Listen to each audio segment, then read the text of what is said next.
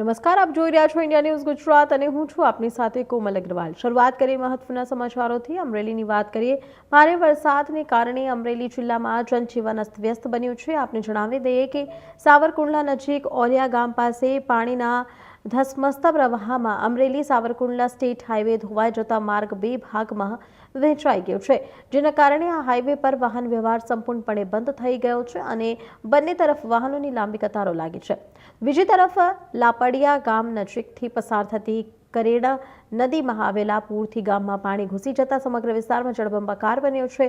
ગામના અનેક વિસ્તારોમાં પાણી ભરાતા લોકો મુશ્કેલીમાં મુકાયા છે, તો ભારે વરસાદના કારણે સાવરકુંડલાથી ચલાલા અને ધારી જતો માર્ગ પણ બંધ થઈ ગયો છે। તો જ્યારે સાવરકુંડલાના નશેડી ગામમાં વરસાદી પાણી ઘૂસતા બસ સ્ટેન્ડ વિસ્તારમાં ગોઠણસમા પાણી ભરાઈ ગયા હતા, જેના કારણે વાહન વ્યવહાર પણ પ્રભાવિત થયો હતો। પ્રશાસન દ્વારા લોકોને બિનજરૂરી મુસાફરી ટાળવાની અપીલ કરવામાં આવી છે અને પરિસ્થિતિ પર સતત નજર રાખવામાં આવી રહી છે।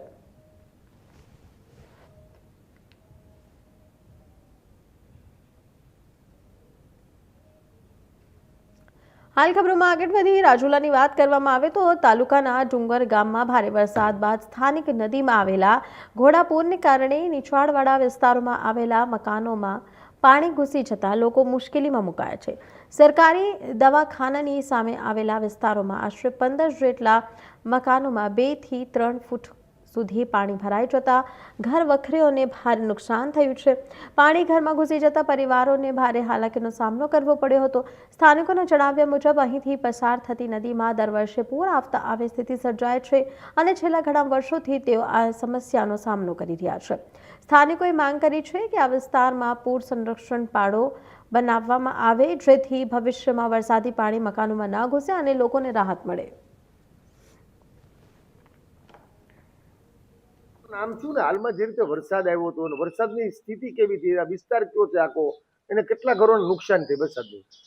મારું નામ મુશરફ કાદરી છે અને આ બસ સ્ટેન્ડ વિસ્તાર કહેવાય છે અને અહીંયા બાજુમાં લોકલ નદી છે જેને નેડી કાંઠો કહેવાય છે। એટલે તકરીબન રાતનો વરસાદ ચાલુ હતો અને સવારે 11:30 વાગ્યા સુધી એકદમ વરસાદ ચાલુ રહ્યો અને સવારે જે એટલું પાણી અંદર આવી ગયું બસ સ્ટેન્ડ વિસ્તારના કે આજુબાજુ ઘરોમાં લગભગ કમર સુધી ને કોઈને છાતી સુધી પાણી ભરાઈ ગયેલું અને બાજુના ઘરોમાં કોઈની રિક્ષા બી અડધી ડૂબી ગઈ ને કોઈની ટુ વ્હીલર બી ડૂબી ગઈ અને લોકોનો ઘર વખરીનો સામાન બી તરીને બહાર આવી ગયો અને કોઈનું ફ્રીજ ને એ બી બળી ગયું છે અને પોઝિશન અત્યારે એટલી ખરાબ છે કે ગારો અંદર પાણી ભરાઈ ગયો છે મકાનની અંદર અને બધાનો સામાન બી ખરાબ થઈ ગયો છે અને કોઈનો સામાન તો તરીને બહાર બી આવી ગયો છે। પાણી ઘરમાં ઘૂસે શું છે આખી વાત કરો ને। મારું નામ સિકંદર મનુભાઈ આલિયાણી છે। મારું ગામ ડુંગર છે અને સરકારી હોસ્પિટલ રોડ છે ને કન્યા શાળાની સામે અમારા મકાન છે। 15 થી 20 અમારા મકાન છે ને આ બાજુમાં નદી છે। નદીને કારણે હર સાલ જો પાણી આવે ને તો પાણીને કારણે બધાના મકાનમાં પાણી ઘૂસી જાય ને બધાના કરિયાવર, અનાજ, ખાણીપીણી બધી પલળી જાય। એને કારણે અમારા ઘરની અંદર એટલું પાણી આવે છે છતાં અમારા ગામની અંદરથી કોઈ અમારી સંભાળ લેવા આવતું નથી। અમારા ગામમાં સરપંચ છે, કોઈ આગેવાનો મોટા છે, કોઈ પણ અમારી એમ પૂછતા નથી કે નદી કાંઠે રહેતા હોય એને શું પરિસ્થિતિ છે। એટલા પાણીની અંદર જો મકાન પડી જતા હોય તો આપણે સપોર્ટ આપીએ ને આ લોકોને બહાર કાઢવા છે કે રહેવા દેવા છે, કોઈ સંભાળ લેવા આવતું નથી। સરકારને એટલી અમારી વિનંતી છે કે અમારી એક જ વિનંતી છે કે અમારે નદી કાંઠે ધક્કો બાંધી દે। આને કારણે અમારે તકલીફ ઓછી થઈ જાય ધક્કો બાંધવાને કારણે કે નદી કાંઠે રહેતા હોય બધા વિસ્તારની અંદર જો ધક્કો બંધાઈ જાય તો એને કારણે બહુ સપોર્ટ મળી જાય ને મકાનની સુરક્ષા મળી જાય તો અમારા મકાનની એટલી તકલીફ ન આવે ને ઘરમાં પાણી ન ઘૂસે, એટલી વિનંતી છે અમારી।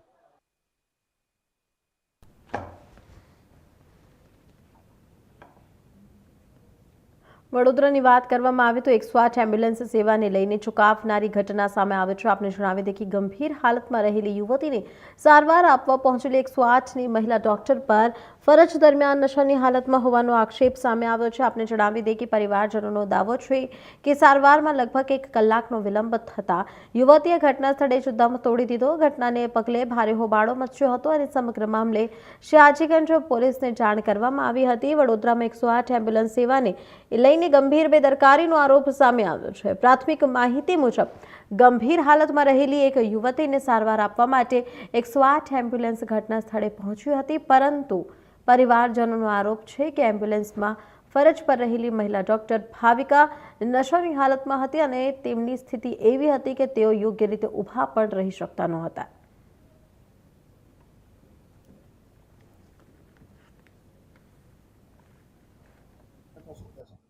મારી સગી ભત્રીજી આ મારો મોટા ભાઈ છે, એમની છોકરીને એકદમ શ્વાસ લેવાતું નહોતું, તો અમે એમ્બ્યુલન્સને ફોન કર્યો 101 ને, તો એમ્બ્યુલન્સ આવી અહીં અને એ એમ્બ્યુલન્સની અંદર જે ડોક્ટર હતી એટલી બધી દારૂ પીધેલી હતી કે એનાથી ઉતરાતું બી નથી, ચલાતું બી નહોતું। એમાં 1 કલાક મગજમારી થઈ ગઈ અને એક કલાકમાં મારી ભત્રીજી ઓફ થઈ ગઈ। અમારે તો એ જ કહેવાનું છે કે આવું બધું તંત્ર ચાલશે તો લોકો એક્સપાયર થશે, શું લોકો દર્દીઓને શું એ કરશે રાહત? એને આ નાળું બંધ છે સાહેબ, નાળા માટે અમારી છોકરી જતી રહી। જુઓ, એમ્બ્યુલન્સ આવવામાં વાર થાય છે, શમશાન લઈ જવામાં વાર થાય છે, એટલે આ નાળાવાને બી અમારે કહેવાનું છે કે ભાઈ આ કામ પૂરું કરીને વહેલી તકે નાળું ખોલ દે। સલીમભાઈ ગફુરભાઈ શેખ, પ્રિયલક્ષ્મીની ચાલ, એલમ્પિક રોડ, વડોદરા। અત્યારે થોડી વાર પહેલા મારી બેન લાગે, મારા કાકાની છોકરી છે, એમને દુખાવો ઉઠ્યો, તે માટે એમ્બ્યુલન્સને 108 ને કોલ કર્યો। તે 108 આવી, એમ તો 108 આવે છે મોડી, આ નાળો પણ બંધ છે અમારો, તો પણ એ આવી અને એમાં જે લેડી ડૉક્ટર હતી જે ચેકઅપ વાળી, એ ફૂલ પીધેલી હતી, ફૂલ નશાની હાલતમાં હતી। આવું હતું કે અમે એને એમ્બ્યુલન્સમાં લઈ જવું પડે એવું હતું। તો આ પ્રશાસનની મોટી ભૂલ છે। આ લોકો અમારી સાથે સખતમાં સખત નારાજગી છે। તો અમે એ મૃત્યુ પામી ગઈ છે થોડી વાર પહેલા, બીજી એમ્બ્યુલન્સને આવવા પહેલા આવું બનાવ બન્યું છે। શેખ રિઝવાન અબ્દુલ રશીદ એમ્બ્યુલન્સ ચલાવતા હતા। હે, શું નામ છે એમનું મહિલાનું? આ પરિવાર આક્ષેપ કરી રહ્યો છે કે એટલે શું આ એમ્બ્યુલન્સના ચાલક નશાની હાલતમાં છે, એ મહિલા નશાની હાલતમાં છે? હા, પણ એનો વિડીયો છે વાયરલ થયેલો કે ભાઈ આ નશામાં, હે? હવે કોઈનો પરિવારનો જીવ જતો રહ્યો, શું કહેશો? હા, કેટલા વર્ષથી નોકરી કરે છે? અચ્છા, તો તમને ખબર નહીં આ નશો કરે છે? આવું નશો કરીને ડ્રાઇવિંગ કરે કે નશો કરીને ટ્રીટમેન્ટ કરે યોગ્ય છે? મહિલાએ કર્યું છે ને? હમણાં તમે એક્સેપ્ટ કર્યું, નજરમાં છે તમારે સાહેબ, હે ને? શું નામ છે તમારું? એક્સેપ્ટ કર્યું।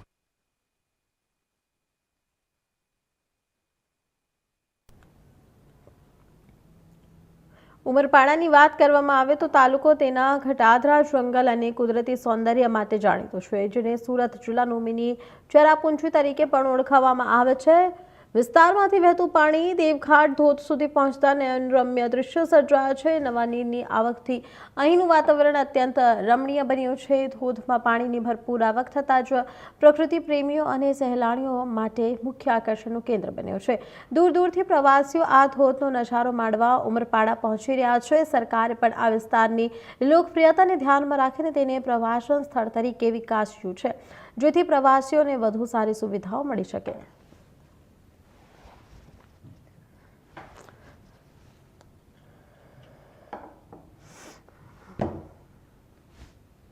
હાલ ખબરોમાં આગળ વધીએ। જામનગરની વાત કરવામાં આવે તો મહાનગરપાલિકાની ટાઉન પ્લાનિંગ શાખા દ્વારા જામનગરમાં જર્જરિત ગીતા લોજ ઇમારત પર મહાનગરપાલિકાનું બુલડોઝર ફરી વળ્યું છે। જામનગર શહેરમાં જાહેર સુરક્ષાને ધ્યાનમાં રાખીને મહાનગરપાલિકાની ટાઉન પ્લાનિંગ શાખા દ્વારા જર્જરિત બનેલી ગીતા લોજ ઇમારતનું ડિમોલિશન હાથ ધરવામાં આવ્યું છે।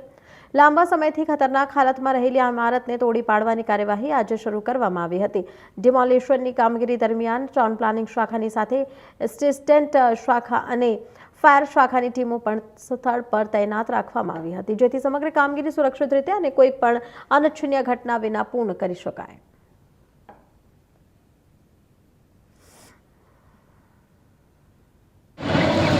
નગરપાલિકા દ્વારા આજરોજ વોર્ડ નંબર 10માં જે ગીતા લોજ નામની જર્જરિત બિલ્ડિંગ હતી તેને સેફ સ્ટેજે લાવવાની કામગીરી એસ્ટેટ શાખા સાથે સંયુક્ત રીતે ચાલુ કરવામાં આવેલ છે. માનનીય કમિશનરશ્રીની સૂચના મુજબ તથા માનનીય સિટી એન્જિનિયરશ્રીના માર્ગદર્શન પ્રમાણે આ પ્રકારની જેટલી પણ ઇમારતો છે એની પણ આવી જ રીતે આગામી દિવસોમાં સેફ સ્ટેજે લાવવાની કામગીરી ચાલુ રહેશે. હાલ સુધીમાં કુલ 326 ઇમારતોને જીપીએમસી એક્ટની કલમ 264 મુજબ નોટિસ ઇસ્યુ કરેલી છે. એ પૈકી જે 16 જર્જરિત અત્યંત જર્જરિત જણાવે તે પૈકી હાલે આ 10મી ઇમારતને સેફ સ્ટેજે લાવવાની કામગીરી ચાલુ છે. અન્ય ઇમારતોમાં પણ ડિમોલિશન ન થાય ત્યાં સુધી તકેદારીના ભાગરૂપે પાણી કનેક્શન, લાઇટ કનેક્શન, ભૂગર્ભ કનેક્શન અને એવિક્શન એટલે કે મેઇન ઈરાદો એ રહે છે કે પબ્લિક સેફટી અને કોઈ જાનહાનિ ન થાય એ પ્રકારના પગલાઓ આગામી દિવસોમાં પણ ચાલુ રહેશે. હા, ગીતા લોજને હાલે આપણે મશીનરીથી સેફ સ્ટેજે લાવવાની કામગીરી ચાલુ કરેલી છે. અગાઉ મેન્યુઅલી પણ ચાલુ હતી, પણ મશીનરીથી ઝડપથી કામ થતું હોય અને સમય બચતો હોય, કારણ કે આ અન્ય પ્રોપર્ટીઓ પણ ઘણી બધી સાથે આપણે ડિમોલિશ કરવાની હોય છે જનરલી, એટલે એ ધ્યાને રાખી અને મશીનરી દ્વારા. ગીરની વાત કરવામાં આવે તો ગીરના રાજા એવા એશિયાડને સિંહોને ગીરના જંગલના અસ્તિત્વને લઈને આજે જૂનાગઢની ભવનાથ ચોડેમાંથી એક બહુ જ મોટા અને ચિંતાજનક સમાચાર સામે આવી રહ્યા છે. ગીર અને સિંહને બચાવવા માટે આજે વન્યજીવી ક્ષેત્રે કામ કરતી ગુજરાતભરની જાણીતી સંસ્થાઓ અને નિષ્ણાતોનું એક મહાસંમેલન યોજાયું. આ સંમેલનમાં સરકારની આંખ અધારનારા એવા ચોંકાવનારા આંકડા અને હકીકતનો રજૂ કરવામાં આવી, જે સાંભળીને વન્યજીવ પ્રેમીઓ ભારે રોષ જોવા મળી રહ્યો છે. પ્રમુખ નવાનગર નેચર ક્લબ. આજરોજ અમારી સંસ્થા નવાનગર નેચર ક્લબ દ્વારા જૂનાગઢ ખાતે ગુજરાતના તમામ પ્રકૃતિ પ્રેમી મિત્રો અને પ્રકૃતિ મંડળોનું એક સંમેલન યોજવામાં આવ્યું હતું. આ સંમેલન અત્યારે જે શાસનની અંદર જે અત્યારે જે સમસ્યાઓ ચાલી રહી છે, ગેરકાયદેસર જે કહી શકાય માઇનિંગ, વધુ પડતા રિસોર્ટો અને જે જમીન ફાળવણી કર્યું છે, આ સામે અમારો ઉગ્ર વિરોધ છે. તો સરકારશ્રીને અમે આગામી દિવસોમાં વિનંતી કરશું કે આ જે કંઈ પણ નિર્ણય લીધો છે આપણે લાગણીમાં આવી અને આ પાછો એને નિર્ણય પ્રયત્નો કરું, કારણ કે સિંહ અને સંરક્ષણ અને સંવર્ધન માટે આ ખૂબ જરૂરી છે. તો આગામી દિવસોમાં અમે વનમંત્રીને પણ આ પ્રકારની રજૂઆત કરશું અને આગામી દિવસોમાં જો અમારી રજૂઆતને સફળતા આજે અમારી સંમેલન હતું એ અમારું કોઈ સરકાર વિરોધી કે એ રીતનું સંમેલન નથી. આ બધી ક્લબોને સંગઠિત કરવાનું છે અને અમુક જે કાયદાના નિયમોને નેવે મૂકીને અને જે અમુક નિર્ણયો અને અમુક દરખાસ્તો થઈ છે એની અમે રજૂઆત સરકારને કરીએ છીએ કે આ ઠીક નથી અને બરાબર કરો. રક્ષિત વિસ્તારોની વાત કરું તો આ રાજ્યસભામાં આપેલા આંકડાઓ છે કે સૌથી વધારે જંગલની જમીન ડાયવર્ટ કરવાની દરખાસ્તો લગભગ 1560 જેટલી, એટલે કે કુલ દરખાસ્તોના 15% જેટલી ગુજરાતમાંથી જ ગઈ છે. છેલ્લા 5 વર્ષમાં ગુજરાતે આપણે 45,000 વીઘા રક્ષિત જમીન આપણે બિન જંગલ ના કામો માટે આપણે ડાયવર્ટ કરી દીધી છે. છેલ્લા 15 વર્ષમાં આપણે 1 પણ ઇંચ રક્ષિત વિસ્તાર વધાર્યો નથી. આપણે ગૌરવ છે કે આપણે બધા જ વન્ય પ્રાણીઓની વસ્તીમાં વધારો આપણે કર્યો, પણ આપણે એને માટે જે વધારાની રક્ષિત વિસ્તારો જોઈએ એ કર્યા નથી. 400 સિંહ આપણા જંગલની અંદર રક્ષિત વિસ્તારોમાં રહે છે અને એના કરતાં વધારે 500 અરક્ષિત વિસ્તારોની અંદર રહે છે. એનું શું? આપણે વાઇલ્ડ લાઈફ પોપ્યુલેશન મેનેજમેન્ટ કરવું જ પડશે આ નંબર બાબતે.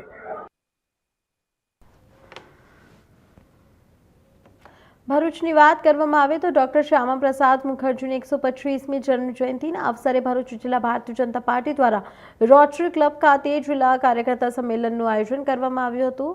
સંમેલનમાં મોટી સંખ્યામાં ભાજપના હોદ્દેદારો અને કાર્યકર્તાઓ ઉપસ્થિત રહ્યા હતા. ભારતીય જનસંઘના સ્થાપક અને પ્રખર રાષ્ટ્રભક્ત ડોક્ટર શ્યામાપ્રસાદ મુખર્જીના જીવન, યોગદાન અને રાષ્ટ્રીય સેવામાં આપેલા બલિદાનને યાદ કરી તેમને શ્રદ્ધાંજલિ અર્પણ કરવામાં આવી હતી. કાર્યક્રમમાં પ્રદેશ ભાજપના પૂર્વ મહામંત્રી શબ્દશરણ બ્રહ્મભટ્ટ મુખ્ય વક્તા તરીકે ઉપસ્થિત રહ્યા હતા. તેમણે જણાવ્યું કે વડાપ્રધાન નરેન્દ્ર મોદીના નેતૃત્વમાં કાશ્મીરમાંથી કલમ 370ની નાબૂદી અને CAAના અમલ જેવા નિર્ણય ડોક્ટર શ્યામા પ્રસાદ મુખર્જીના વિચારોને સાચી શ્રદ્ધાંજલિ સમાન છે. ભારતીય રાજનીતિના ધ્રુવ તારા કહી શકાય એવા ડૉક્ટર શ્યામા પ્રસાદ મુખર્જી કે જેઓનો જન્મ 6 જુલાઈ 1901ના રોજ બંગાળમાં પિતા આશુતોષ ઘોષ અને માતા જોગમાયા એમના પરિવારમાં થયો. જન્મથી જ ખૂબ જ મેધાવી, પ્રભાવશાળી અને અભ્યાસમાં પણ નિપુણ એવા ડૉક્ટર શ્યામા પ્રસાદ મુખર્જી કે જેઓ 1923માં સ્નાતક થયા અને 1927માં બેરિસ્ટર. એ પછી એમને જે યુનિવર્સિટીમાં જેમને અભ્યાસ કર્યો એ જ યુનિવર્સિટીમાં તેઓ કુલપતિ પણ થયા. ભારતીય રાજનીતિમાં પ્રવેશ પણ થયો એમનો. 1937માં યુનિવર્સિટીમાં જ્યારે વાર્ષિક ઉત્સવ હતો ત્યારે રવિન્દ્રનાથ ટાગોરને પણ તેઓ નિમંત્રણ આપે છે અને પહેલું હિન્દીમાં વક્તવ્ય આ યુનિવર્સિટીમાં વાર્ષિક ઉત્સવ દરમિયાન કરવામાં આવે છે. આ ડૉક્ટર શ્યામા પ્રસાદ મુખર્જી કે જેઓ બંગાળના ચૂંટણીમાં પણ ઝંપલાવે છે. 1929-30 કોંગ્રેસ સરકાર વખતે પણ તેઓ એક નાણામંત્રી અને એ પછી ઉદ્યોગ મંત્રી તરીકેનો પણ એમનો કાર્યકાળ હોય છે. રાષ્ટ્રવાદી વિચારધારાને વરનારા એવા ડૉક્ટર શ્યામા પ્રસાદ મુખર્જી કે જેઓએ ભારતીય જનસંઘની સ્થાપના 1951માં કરી. વડોદરાની વાત કરવામાં આવે તો શહેરમાં રહેતી નેહા શર્મા નામની યુવતીના 4 મહિના અગાઉ જ કાર્તિક જોશી નામના યુવક સાથે લગ્ન થયા હતા, જેઓ તરસાલી વિસ્તારમાં શિવમ રેસિડેન્સીમાં રહેતા હતા. આજરોજ સવાર 9 વાગ્યાની આસપાસ નેહાનો ગળે ફાંસો ખાધેલી હાલતમાં મૃતદેહ મળી આવતા ચકચાર મચી જવા પામી. ઘટનાની જાણ થતાં જ કપુરાઈ પોલીસ મથકની ટીમ તાત્કાલિક સ્થળ પર પહોંચી પોલીસે કાયદેસરની કાર્યવાહી હાથ ધરી. મૃતક નેહાનો મૃતદેહ પોસ્ટમોર્ટમ અર્થે શ્યાજી હોસ્પિટલ ખાતે ખસેડવામાં આવ્યો હતો. આની દરમિયાન શ્યાજી હોસ્પિટલના પોસ્ટમોર્ટમ વિભાગની બહાર મૃતકના પરિવારજન અને તેના પતિના પરિવાર વચ્ચે ઘર્ષણ સર્જાતા રાવપુરા પોલીસ સ્થળ પર પહોંચી પરિસ્થિતિ ઉપર કાબુ મેળવ્યો હતો. જે બાદ મૃતક નેહાના પરિવારજનોએ તેના પછી કાર્તિક જોશી દ્વારા નેહાને માનસિક ત્રાસ આપતો હોવાનો આક્ષેપ કર્યો હતો.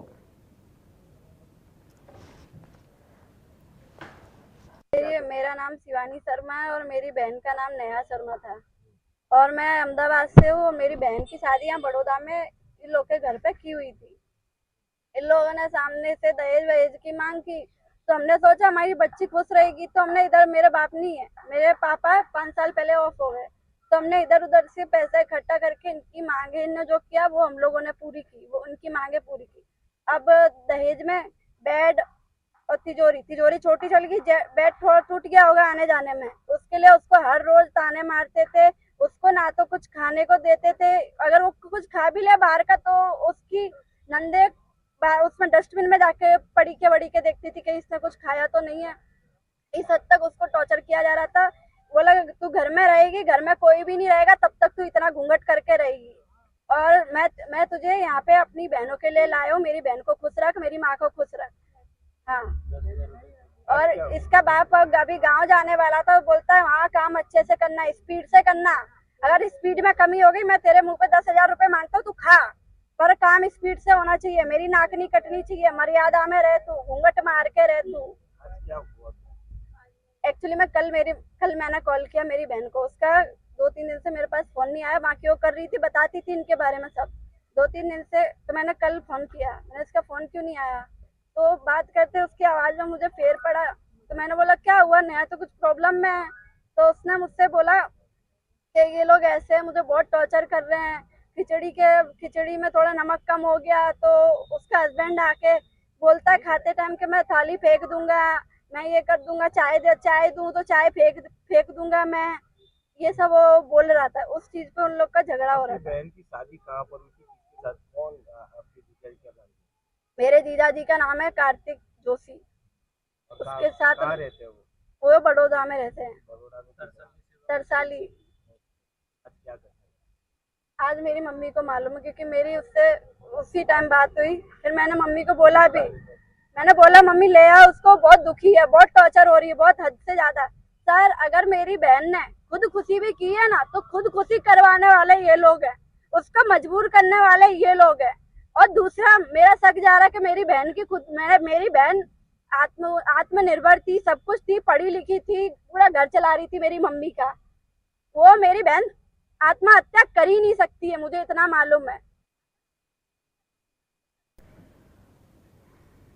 ખબરોમાં આગળ વધી કામરેજની વાત કરવામાં આવે તો ભારતીય જનતા પાર્ટી દ્વારા ડોક્ટર શ્યામાપ્રસાદ મુખર્જીની જયંતિ સ્મૃતિ વર્ષ પખવાડિયું અંતર્ગત કામરાજના ગાય પગલા ખાતે જિલ્લા કાર્યકર્તા સંમેલનનું આયોજન કરવામાં આવ્યું હતું। પૂર્વ ગૃહમંત્રી પ્રદીપસિંહ જાડેજાની ઉપસ્થિતિમાં યોજાયેલા આ કાર્યક્રમમાં ડોક્ટર શ્યામાપ્રસાદ મુખર્જીના રાષ્ટ્રવાદી વિચારો અને દેશ માટેના તેમના અસ્મરણીય બલિદાનને યાદ કરવામાં આવ્યું હતું।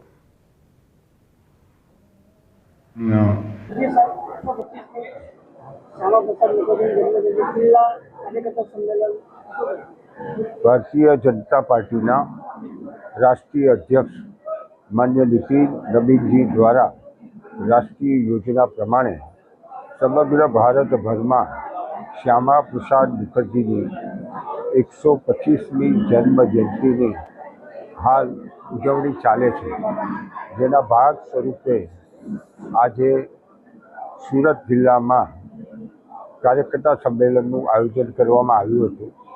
આ કાર્યકર્તા સંમેલનમાં જિલ્લા ભાજપના અધ્યક્ષ ભરતભાઈ રાઠોડ, જિલ્લાના પ્રભારી ગૌતમભાઈ ગેડિયા, અહીંના સૌ સન્માનીય ધારાસભ્યશ્રી માન્ય ગણપતભાઈ વસાવા, માન્ય સંદીપભાઈ દેસાઈ, માન્ય મોહનભાઈ, માન્ય ઈશ્વરભાઈ સહિત મોટી સંખ્યામાં કાર્યકર્તાઓ ઉપસ્થિત રહ્યા હતા।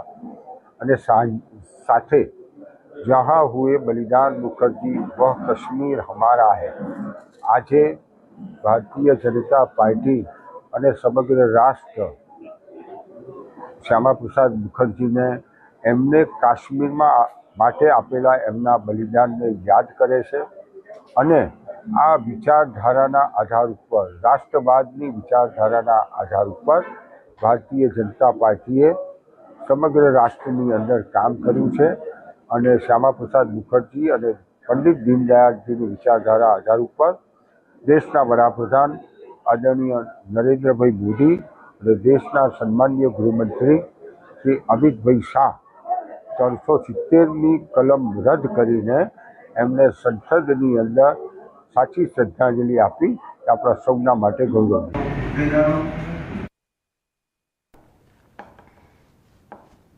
વડોદરામાં વરસાદની સાથે જ મહાનગરપાલિકાના વિકાસના દાવાઓ પર સવાલો ઊભા થયા છે। દિવાળીપુરા વિસ્તારના વોર્ડ નંબર 11 પાસે રોડ પર પડેલા ખાડામાં મહાનગરપાલિકાની ડોર ટુ ડોર કચરાની ગાડી ફસાઈ જતા સ્થાનિકોમાં ભારે રોષ જોવા મળ્યો। જો પાલિકાની પોતાની જ ગાડી રસ્તાની ખરાબ હાલતનો ભોગ બને તો સામાન્ય નાગરિકોની શું સ્થિતિ હશે તેવો સવાલ હવે લોકો ઉઠાવી રહ્યા છે।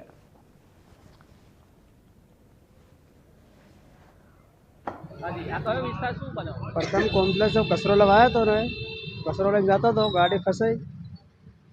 કેટલા લોકો હતા? કોઈ હતું અંદર ગાડીમાં? 2 જણા હતા પણ કશું કઈ થયો નહીં। કોઈ નુકસાન નહીં થયું? આ ખાડો બહુ મોટો છે? ખાડો બહુ મોટો છે, ગટર નથી। હાલ સમાચારમાં આટલું જ। વધુ સમાચાર માટે જોતા રહો ઇન્ડિયા ન્યૂઝ ગુજરાત, ગુજરાતની ધડકન। નમસ્કાર।